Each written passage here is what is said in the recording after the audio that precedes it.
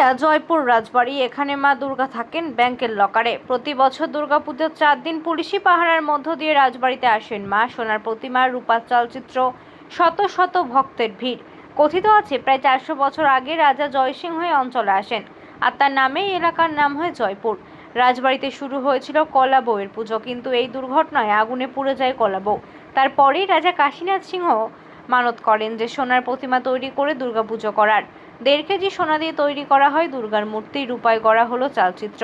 এরপর থেকে আজও চলে আসছে সোনার দুর্গাপুজো। তবে 1970 সালে রাজবাড়িতে ডাকাতির পর পুলিশের পরামর্শে বছরে 361 দিন মা থাকে ব্যাংকের লকারে, আর দুর্গাপূজার 4 দিন রাজবাড়িতে ফিরে আসেন রাজকীয় আভায়। পুরুলিয়ার জয়পুর রাজবাড়ির এই ঐতিহ্য আজও মুগ্ধ করে দেশ বিদেশের ভক্তদের। পুজোর শুরুটা হয়েছিল রাজা জয়সিং 1666 খ্রিস্টাব্দে ঔরঙ্গজেবের অত্যাচারে উজ্জয়িনী থেকে এখানে পালিয়ে এই জঙ্গল মহল, এটাকে বলতো জঙ্গল প্রচুর, এখানে এসে আত্মগোপন করেছিলেন এবং এখানকার যে মুন্ডা সর্দার, মুন্ডা এলাকা, মুন্ডা সর্দারের সঙ্গে যুদ্ধ করে তাকে পরাজিত নিহত করে এই নিজের নামে জয়পুর নাম দিয়ে এই জনবসতিটা স্থাপন করেন। তারই নাম অনুসারে এই জায়গাটার নাম হলো গড় জয়পুর। আগে চারদিকে 4টা গড়, মানে বিশাল দুর্গ ছিল, সে দুর্গের ধ্বংসাবশেষ আজও আছে। এই হলো জয়পুর রাজবাড়ির প্রাথমিক ইতিহাস। তারপরে পুজো আরও ক্ষত্রিয় বংশ মানে শক্তির পূজারী রাজা দুর্গা পূজা আরম্ভ করলেন।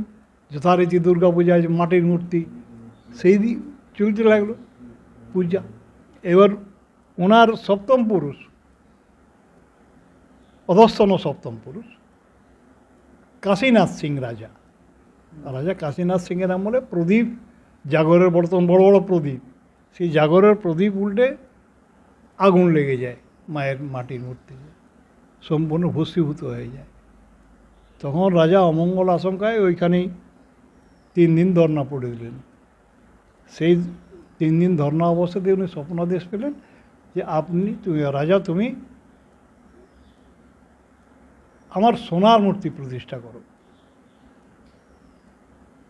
সেই স্বপ্নাদেশ অনুসারে উনি, তখন তো সোনা রূপা, তখন তো কাগজের নোট নাই, খালি সোনা আর রূপা, সেই সোনা 108টি আকবরী মোহর, এক একটির ওজন এখন প্রায় 85-90 গ্রামের মতন একটা, মানে ইয়ার ওজন 108টি আকবরী স্বর্ণমুদ্রা, সেইটি দিয়ে মায়ের মূর্তি বেনারস থেকে কারিগরের, বেনারসে কনক দুর্গা আছেন এরকম দ্বিভুজা, সেম এই দ্বিভুজা মূর্তি তৈরি করালেন।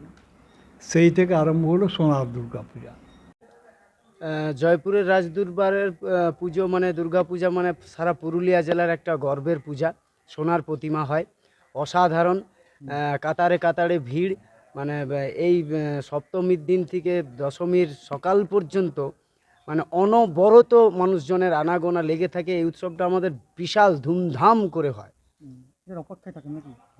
সারা বছরের অপেক্ষায় থাকে। মানে একে তো মা দুর্গাকে আমরা 4 দিনের মধ্যেই সম্পূর্ণটা দেখতে হবে, তাই এত ভিড় থাকে। আর এত লোকজনের একসঙ্গে তো ভালো করে দেখে হওয়া ওঠে না, তার জন্য সময় অনবরত লোক আসতেই থাকে, প্রচুর ভিড় সারা বছর। সবাই এই বছর হয়তো অনেকেই আছে যারা দূরে থাকে, জয়পুরের বাইরে যারা কাজ করে, জয়পুরের মানুষ, জয়পুরের বাসিন্দা, তারা আক্ষেপ করেন, তারা অপেক্ষায় থাকে যে এই বছর যাব, গিয়ে দুর্গা পূজা দেখব। এরকম খুবই